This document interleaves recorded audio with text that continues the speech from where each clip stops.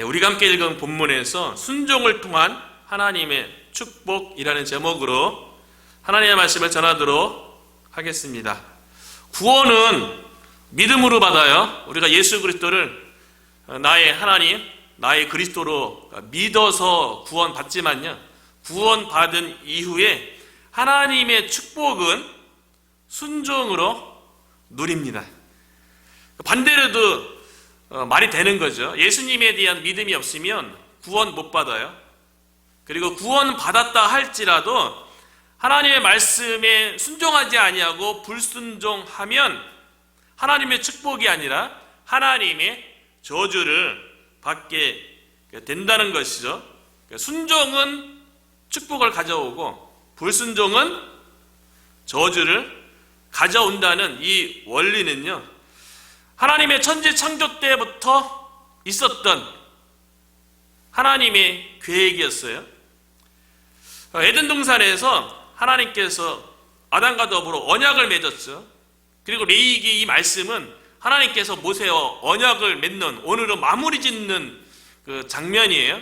하나님께서 에덴 동산에서 아담과 언약 맺을 적에 이런 언약을 맺죠. 창세기 2장 17절에 선악을 알게 하는 나무의 열매는 먹지 말라. 내가 먹는 날에는 반드시 죽으리라. 하나님께서 아담과 언약을 맺었어요. 선악을 알게 하는 나무는 먹지 말라는 거예요. 나머지는 다 먹어도 돼요. 임의로 먹어도 돼요. 그런데 선악을 알게 하는 나무의 열매를 먹지 말라는 거예요. 이 말씀에 순종하면 아담은 하나님의 형상으로서 영생을 누리는 거예요. 죽을 일이 없죠. 그런데 만약에 아담이 하나님의 언약을 어기고 불순종해서 선악을 알게 하는 나무 열매를 먹으면요, 반드시 죽으리라. 불순종하면 하나님의 저주로 사망이 주어지는 거예요. 순종하면 영생이고 불순종하면 사망이에요.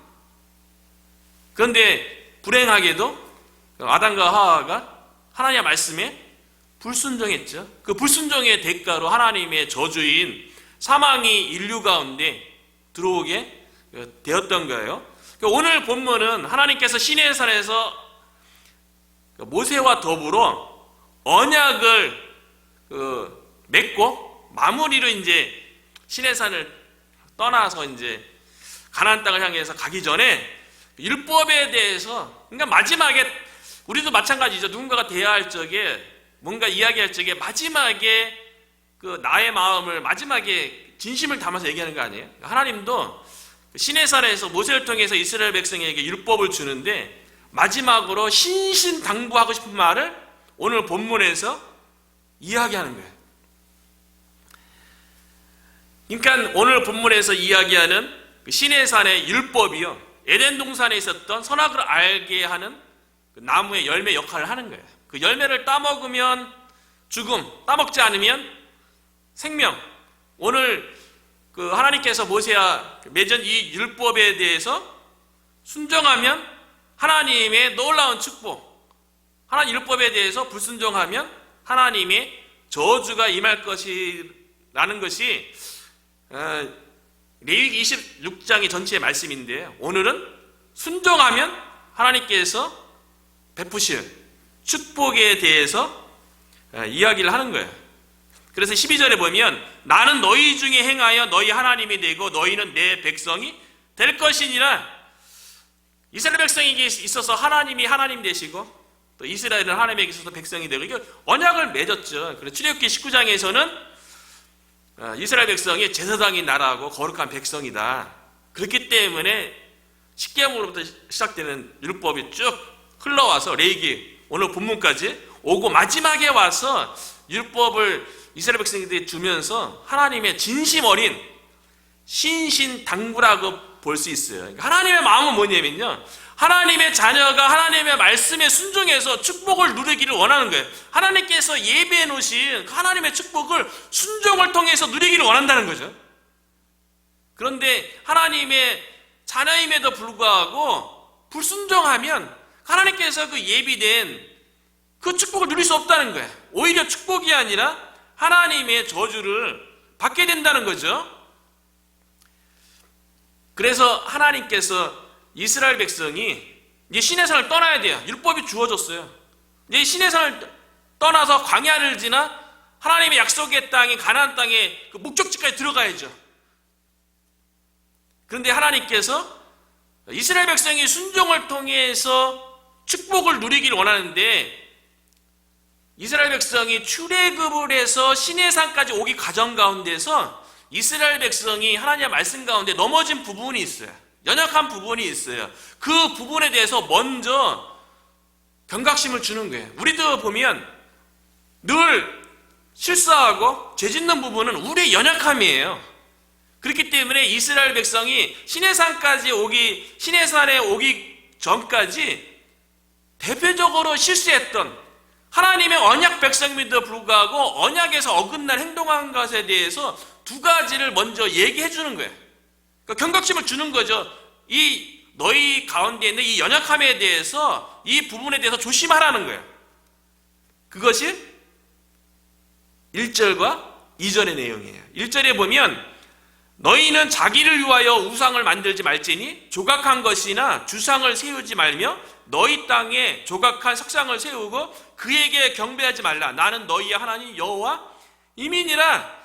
이 우상 숭배하지 말라고 한 이 말씀은요, 이스라엘 백성이 시내산에서 모세가 그 율법을 하나님부터 받는 그 기간이 길어지니까 아론에게 우리를 애굽 땅에서 인도해낸 신을 만들어 달라고, 형상을 만들어 달라고 본인들이 가지고 있는 거 다 내놨어요. 금보치 이런 거 다 내놔갖고 불 가운데 그거를 녹여서 금 송아지 형상을 만들어서, 그 형상이, 금송아지는 애굽에서 섬겼던 애굽의 신이잖아요. 근데 애굽의 신이 아니고 애굽에서 인도해낸 여호와 하나님의 그 금송아지라는 거예요.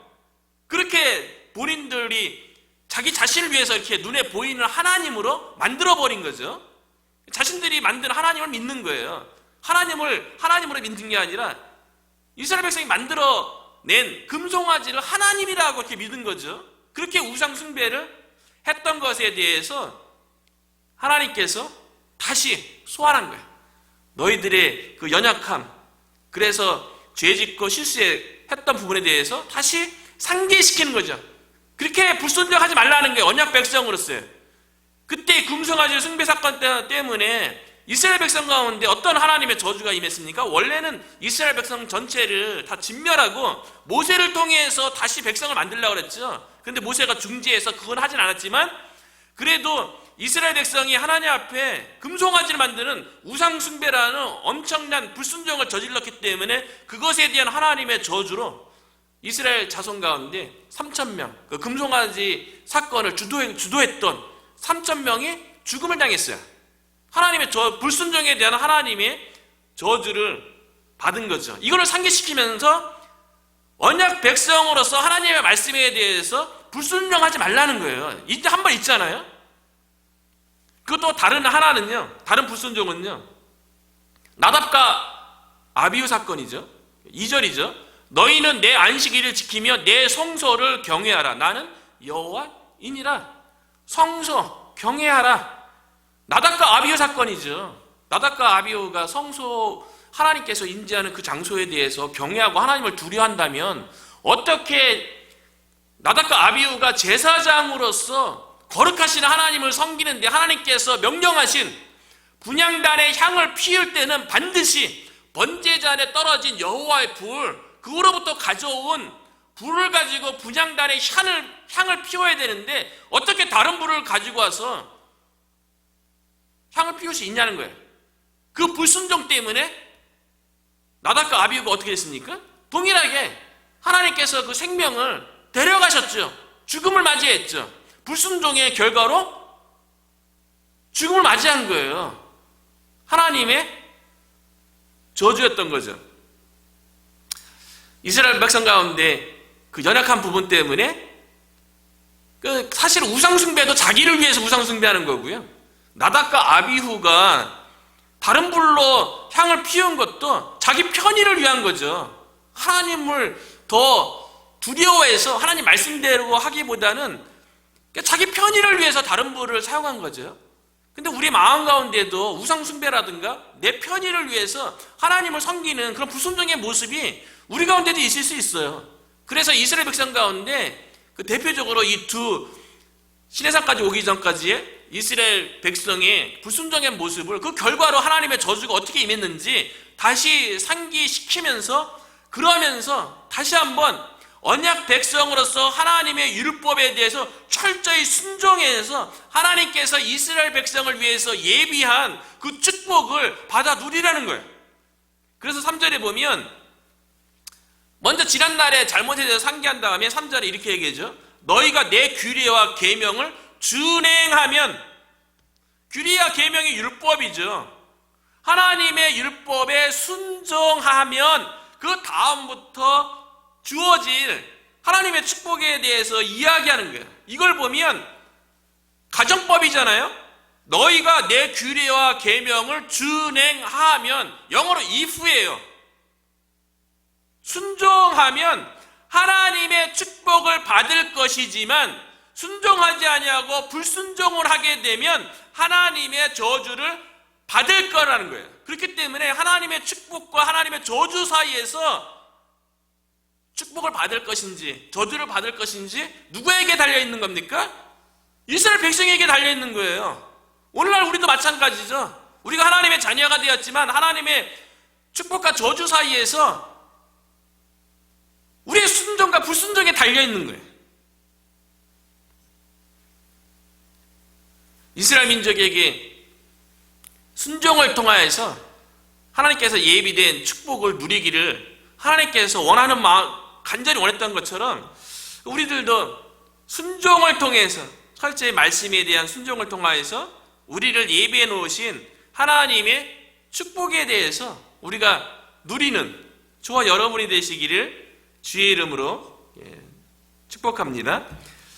순종하면 받게 될 하나님의 축복에 대해서요, 그 다음 4절부터 자세하게 기록되어 있는 거예요. 이스라엘 민족이 하나님의 인도하심으로 마침내 반드시 약속의 땅 가나안 땅에 들어가게 될 것인데, 그때 들어가게 되면 하나님께서 이스라엘 백성에 대해서 책임져 주시는데 어떻게 책임지셔서 복을 내릴 건지에 대해서 4절에서는요 하나님께서 농사를 책임져 준대. 농사, 오늘날로 치면 우리의 일이죠. 우리의 일터죠. 우리의 사역이죠. 4절에 보면 내가 너희에게 철 따라 비를 주리니 땅은 그 산물을 내고 밭의 나무는 열매를 맺으리라. 농사에 있어서 가장 중요한 게 뭡니까? 비 내리는 거죠. 우리가 뭐 집 앞에서도 조금씩 이렇게 텃밭을 가꾸고 있으니까요. 너무 이렇게 비의 중요성에 대해서, 이게 물의 중요성에 대해서 너무 잘 알고 있잖아요. 씨를 뿌리기 전에, 파종하기 전에 비가 내려가고 적당히 적셔줘야 되는 거죠. 그러니까 이게 때를 따라, 때가 있는 거예요. 그 때 전에 비가 많이 내려도 안 되고 때가 지난 다음에 비가 내려도 안 되는 거죠. 파종할 그 시기 전에 적절할 때에 비가 내려야 되는 거죠.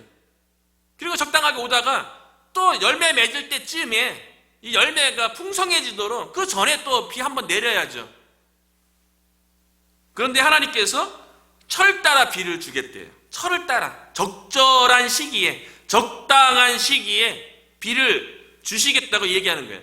이 약속은 이스라엘 민족에게 있어서는 엄청난 위로와 소망이에요. 왜냐하면 이스라엘 민족은 농사를 지어본 적이 없어요. 곧된 땅에서 이스라엘 자손만 순수한 혈통으로 민족을 이룰 수 있었던 이유도 이스라엘 민족이 농사 짓는 민족이 아니라 목축업하는 민족이었기 때문에 그거 가능했던 거죠. 애굽 땅에서요. 그리고 농사 지을 기회가 어디 있어요? 애굽에서 나와서 지금 홍해 건너서 시내산이고 광야에서 무슨 농사를 지었어요? 하나님께서 하늘에서 만나를 내리고 메추라기를 보내서 먹었는데요.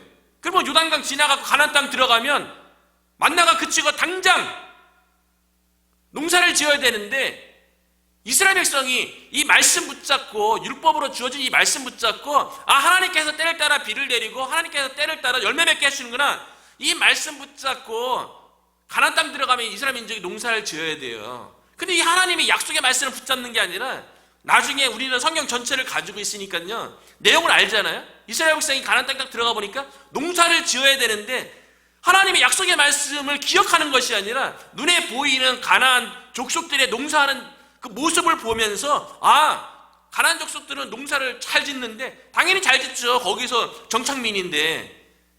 농사를 잘 짓는 모습 보면서 어떻게 농사를 잘 짓는가 보니까 바람과 비의 시인 바알을 섬기는 거예요. 그리고 풍해와 다산의 여신인 아스타로를 섬기니까 그걸 따라서 이스라엘 민족이 우상숭배했던 거 아니에요? 그런데 하나님께서 뭐라고 얘기합니까? 농사에 대한 모든 것 하나님께서 주관하신다는 거예요. 그것도 적절할 때에 하나님께서 필요한 것들을 공급해 주신다는 거죠. 하나님은 하나님의 백성에게 있어서 때를 따라 돕는 분이세요. 우리가 원할 때 돕는 분이 아니고 하나님께서 보시기에 가장 적절한 때에 돕는 분이라는 거죠. 우리가 할 일은 하나님의 말씀 가운데 순종하는 거예요. 그러면 하나님의 때에 하나님께서 적절하게 돕는 거죠. 그래서 시편 1편에서는 그 말씀을 묵상하고 순종할 때 주어지는 축복에 대해서 얘기하잖아요. 시편 1편 2절과 3절에 보면 오직 여호와의 율법을 즐거워하여 그의 율법을 주야로 묵상하는 자로다. 율법을 즐거워하고 율법을 묵상하면서 율법 가운데 순종하면 3절 그가 시냇가에 심은 나무가 철을 따라 열매를 맺으며 그 잎사귀가 마르지 아니한 같으니 그가 하는 모든 일이 다 형통하리로다. 철을 따라 열매를 맺고요, 잎사귀 마르지 아니하고 모든 일이 다 형통하게 하시는 분은 말씀 가운데 묵상하고 즐거워하고 순종하면 하나님께서 열매 맺게 하고 하나님께서 형통케 하시는 줄로 믿습니다. 우리가 열매 맺게 하는 게 아니에요. 하나님께서 때를 따라 열매 맺게 하시는 거죠. 우리가 할 일은 하나님의 말씀에 대해서 즐거워하고 묵상하는 거예요. 그래서 순종하는 거예요. 그러면 하나님께서 책임져 주시는 거죠. 이스라엘 민족에게 있어서는 가나안 땅에 들어가서 농사이지만 그것이 먹고 사는 문제죠.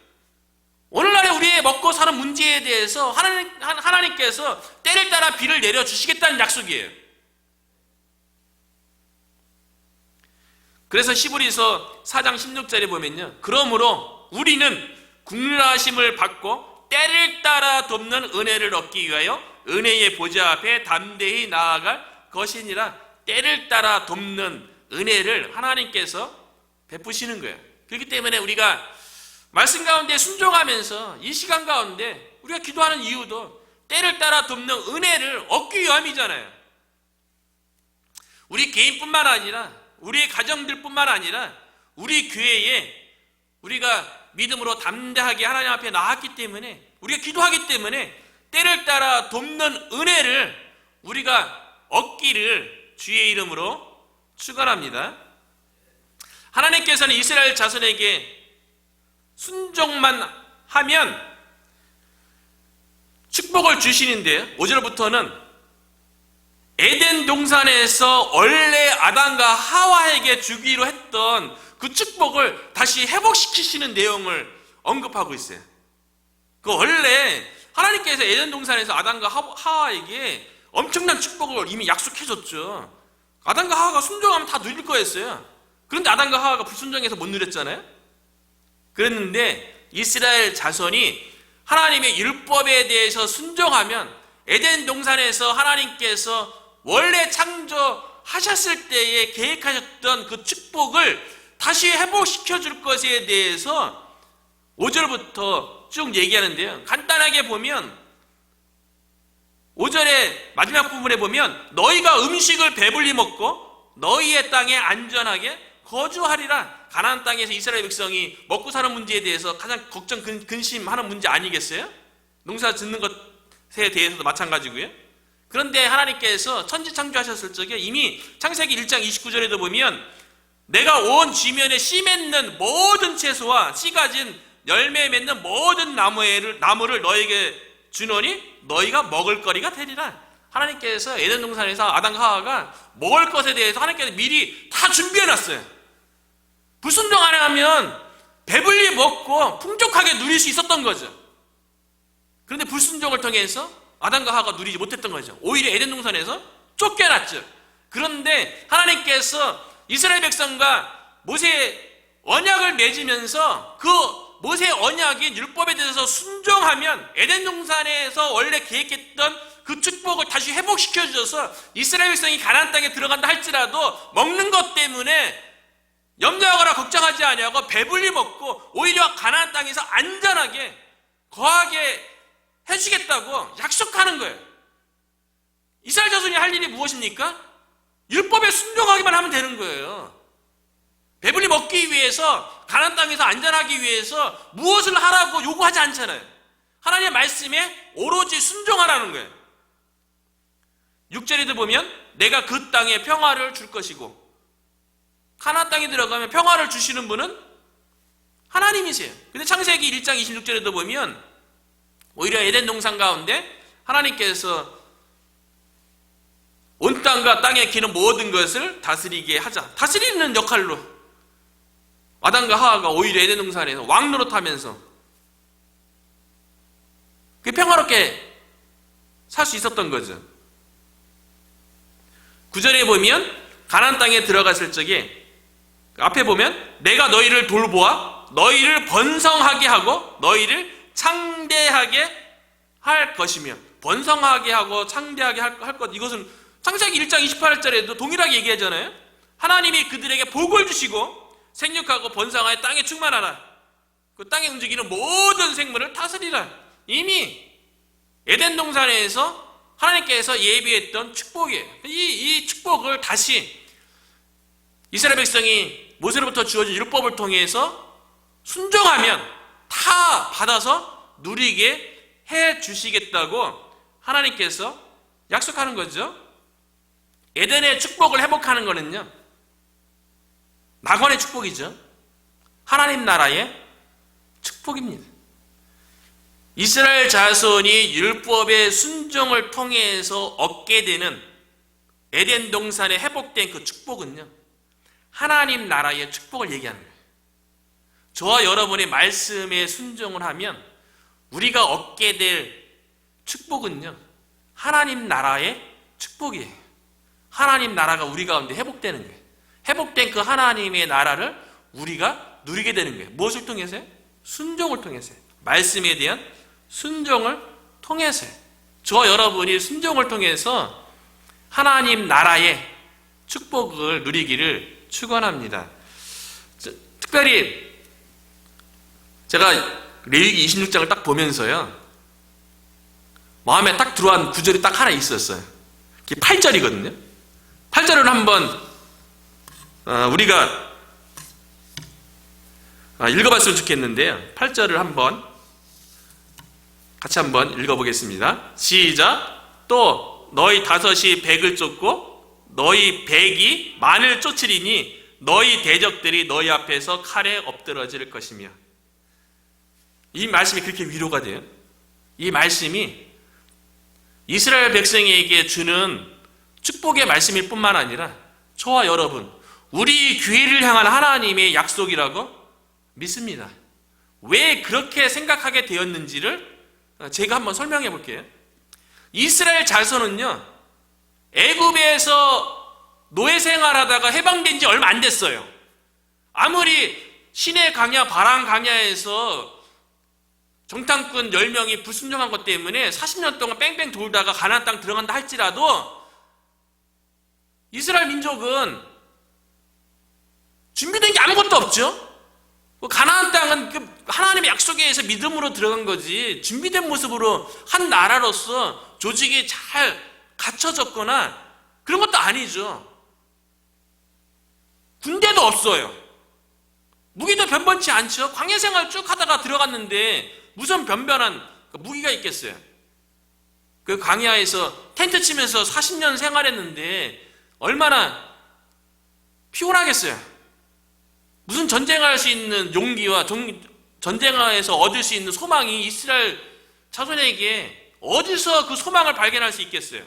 반면에 가나안 땅에 거주했던 일곱 족속은요, 연합체잖아요. 또 오랜 기간 동안 정착했기 때문에 안정돼 있어요. 생활이 안정돼 있죠. 농사도 잘 지어요. 군제 조직도 탄탄해요. 무기도 훌륭합니다. 가나안 족속하고 이스라엘 자손은 비교가 되지 않는 거예요. 그런데 이스라엘 자손이 가나안 땅에 들어가서 가나안 족속과 싸워서 그곳에 정착해야 돼요. 이게 가능합니까? 인간적인 생각으로는 계산이 안 되는 거예요. 어떻게 이스라엘 자손이 가나안 족속과 이게 비교가 됩니까?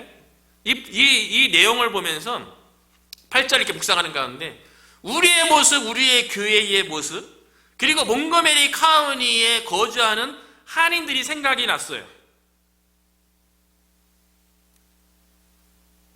우리가 몽고메리 카운티 한인들을 대상으로 복음을 증거하고 몽고메리 카운티의 정중앙 이곳에 교회를 세우겠다고 우리가 기도하고 그렇게 지금 헌신하고 있는 가운데 있는 거예요.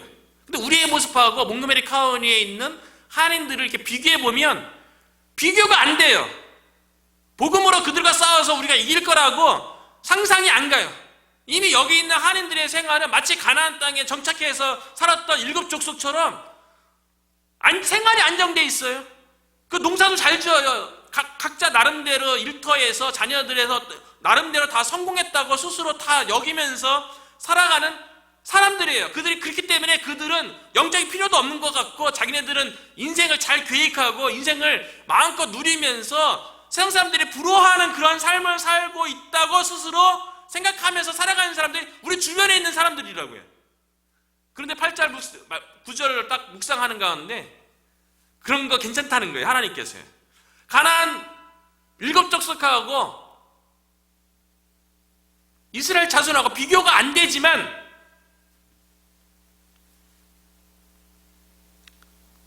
가나안 7 족속을 상대로 해서 하나님께서 이스라엘 자손이 그 땅을 차지하겠대요. 감히 상상이나 됩니까? 어떻게 이스라엘 자손이 세상적인 기준으로 하더라도 비교가 안 되잖아요. 그런데 어떻게 이스라엘 자손이 가나안 족속 7 족속이 거주하는 그 가나안 땅을 차지할 수 있습니까?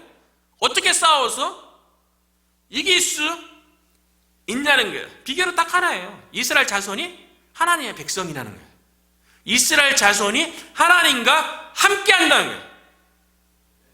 이것이 이스라엘 자손이 가나안 7 족속과 싸워서 이기고 가나안 땅에 정착하는 거예요.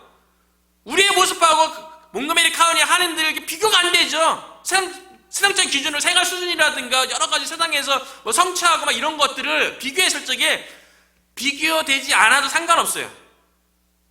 우리가 하나님의 자녀잖아요. 우리 가운데 하나님이 함께 한다는 게 중요한 거예요. 그래서 8절의 말씀이 저와 여러분을 향해서 우리 교회를 향해서 하나님께서 주신 말씀이라고 깨닫게 된 거예요.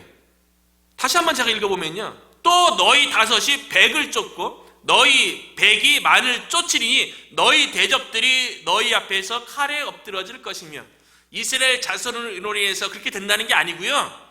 하나님이 함께하면 5이 100을 쫓는 거예요. 하나님이 함께하면 100이 만을 쫓는 그와 같은 일들을 감당하는 거예요. 중요한 거는 뭡니까? 이스라엘 자손에게 약속했던 이 하나님의 이 말씀처럼 우리가 하나님의 말씀에 온전히 순종함으로 말미암아 우리 가운데 하나님이 함께한다는 그 믿음 가운데 거하면 우리가 100을 쫓고 우리가 만을 쫓고 이 땅 가운데 하나님의 나라가 회복되는데 이 땅을 우리가 차지하는데 이스라엘 자손처럼 우리가 쓰임받는 거예요. 이스라엘 자손이 가나안 7 족속에 대해서 얘기할 필요 없어요. 저도 뭐 주변에서 그런 얘기 듣고 뭐 얘기하기도 하겠지만 그 얘기한다는 것 자체가 이미 마음속에 부정적인 생각이 있는 거예요. 이미 지고 들어가는 거예요. 하나님은 그렇게 얘기하지 않아요. 뭐 지역의 그런 거 뭐 주변 환경 상황 그게 중요한 게 아니라 내가 하나님의 자녀로서 하나님과 함께 하는가 이게 중요한 거죠. 하나님과 함께 하면 5이 100을 쫓고 100이 만을 쫓는 그와 같은 일들을 감당하는 거예요. 우리가 하나님의 말씀에 순종함으로 5이 100이 만을 쫓는 이와 같은 일이요 특별히 이 본문을 이렇게 생각하는 가운데 지난 주일 설교 말씀하고도 이게 연결되는 거예요. 지난 주일에 나눴던 고린도전서 1장 25절을 보면 하나님의 어리석음이 사람보다 지혜롭고 하나님의 약함이 사람보다 강하니라. 그러면 우리가 바라볼 것은요, 우리 자신의 모습도 아니고 우리 주변의 환경, 우리 주변의 사람을 바라볼 것이 아니라 하나님을 바라봐야죠. 하나님의 지혜가 더 뛰어나고 하나님이 더 강하다면 그 하나님을 바라봐야죠. 그런데 우리는 늘 우리 자신을 바라보거나 우리 주변에 있는 것을 바라보고 나가 비교해서 더 뛰어나다고 가능할까? 될 수 있을까? 이렇게 얘기한다는 거죠. 주일 설교하고도 맥이 통하잖아요. 하나님께서 우리와 함께하고 우리가 하나님의 자녀라는 이 믿음 가운데 거한다면 이스라엘 자손이 가나안 땅을 정복하고 차지했던 것처럼 우리가 복음으로 하나님이 하시는 거죠. 우리가 복음으로 이 땅을 차지할 줄로 믿습니다.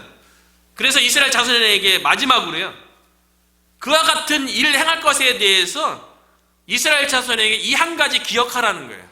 이 한 가지를 기억하라는데 그게 뭐냐면 하나님께서 이스라엘 백성 가운데 행하신 그 구원, 이거를 기억하라니까. 그 구원 가운데 하나님의 그 위대하심과 전능하심을 기억하라는 거예요. 13절에 보면 나는 너희를 애굽 땅에서 인도해내어 그들에게 종된 것을 면하게 한 너희의 하나님 여호와이니라.